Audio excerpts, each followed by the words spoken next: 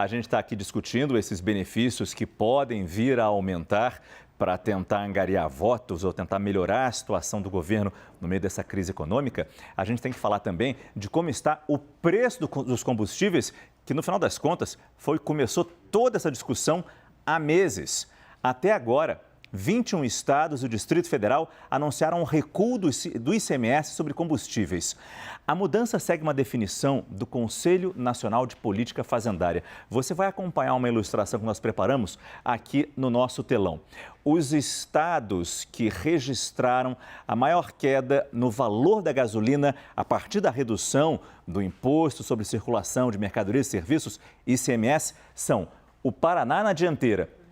A redução no preço do combustível por lá, da gasolina por lá, foi de menos 56 centavos. Em seguida vem Goiás, com uma queda de 40 centavos por litro de gasolina. E em terceiro lugar, Santa Catarina.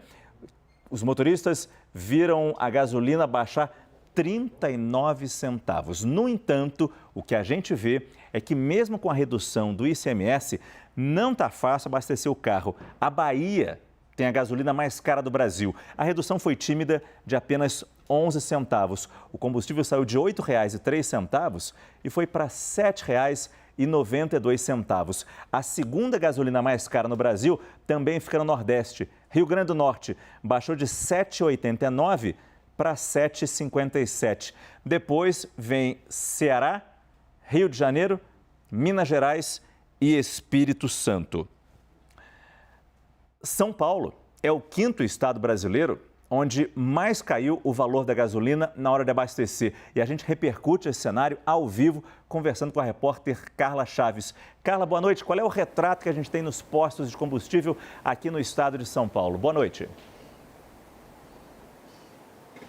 Oi, boa noite, Márcio. Boa noite a todos. Olha, para alívio do motorista, já dá para encontrar, assim, a gasolina, principalmente, mais barata em vários postos. Claro que varia, né? Aqui em São Paulo, a redução do ICMS foi de 25% para 18%.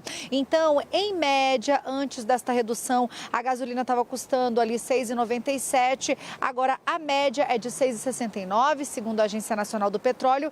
Mas rodando durante todo o dia aqui pelos postos de São Paulo, eu encontrei uma variação grande, viu? Por exemplo, tinha posto a R$ 6,49 o litro, outros a R$ 6,29 e um até a R$ 5,94. De acordo com o Rodrigo Garcia, o governador aqui de São Paulo, o ideal com essa redução de ICMS era que os postos baixassem ali pelo menos 40 centavos no preço do combustível que estava antes. Alguns fizeram, outros baixaram até mais, alguns nem tanto. Então, vale demais, mais do que nunca, pesquisar na hora de abastecer. Márcio. Essa é a Carla Chaves, que falou com a gente ao vivo de São Paulo. Já no Rio de Janeiro, os postos de combustíveis receberam fiscais do Procon. Eles analisaram a qualidade e o preço da gasolina para conferir se a redução do ICMS no estado está se refletindo nas bombas. 46 postos foram autuados. Repórter Pedro Duran tem as informações ao vivo para a gente. Oi, Pedro, boa noite. 46 postos multados, hein? Não é pouca coisa, não.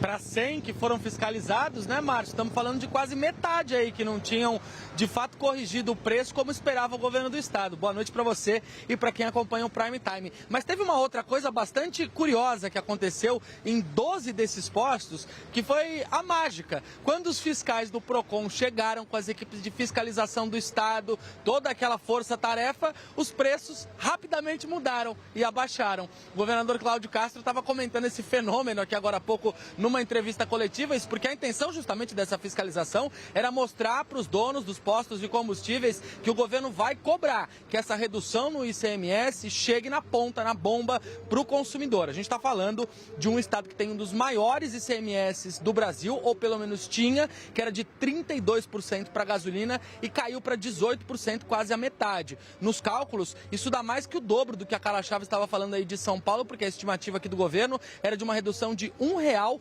19 centavos por litro no preço da gasolina. Eu tenho rodado postos de combustíveis e ainda não vi uma redução tão grande no preço da gasolina aqui no Rio de Janeiro. A gente vai saber na sexta-feira, quando a Agência Nacional do Petróleo de fato divulgar os números atualizados que a Carla estava dizendo aí, com quanto ficou a média da semana no valor dos combustíveis, aí já com todos esses estados com alteração, mas por enquanto o que a gente vê na rua é que ainda não está aquela redução que era esperada com essa mudança no patamar do ICMS. Agora, já tem consequências políticas. O governador Cláudio Castro disse, por exemplo, que pode haver quebradeira dos estados no ano que vem, justamente por conta desses recursos que vão deixar de ser investidos em áreas como educação e saúde para poder aplicar o desconto no ICMS dos combustíveis. Ele disse que se isso acontecer, se tiver dificuldade para pagar as contas aqui do Rio de Janeiro, municípios, outros estados, pagar salário de servidores, aí eles vão precisar cobrar o Congresso Nacional, já que deputados e senadores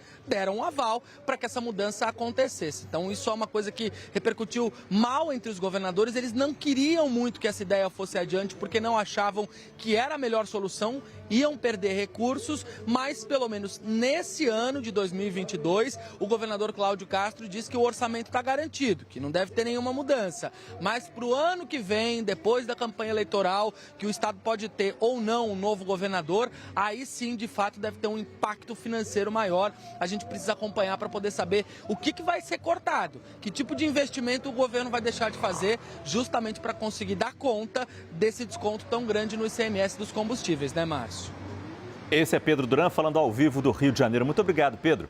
Enquanto o governo federal, a gente já mostrou no comecinho do Prime Time, faz de tudo para tentar aprovar e o mais rapidamente possível a PEC que turbina os benefícios sociais às vésperas das eleições, alguns estados também estão tomando medidas que podem ser consideradas eleitoreiras. Eu caminhei para cá para encontrar Fernando Nakagawa, diretor do CNN Brasil Business, que vai mostrar para a gente que alguns governadores decidiram fazer isso nas últimas semanas. São medidas sociais, mas que se misturam naturalmente a medidas eleitorais neste ano eleitoral, né, Naka? Boa noite. Boa noite, Márcio. Não dá para separar, infelizmente, o que é social, o que é econômico e o que é plano para a urna eletrônica em outubro. Mas o fato é que não é apenas Brasília que tem trazido essas surpresas nas contas públicas ao longo das últimas semanas.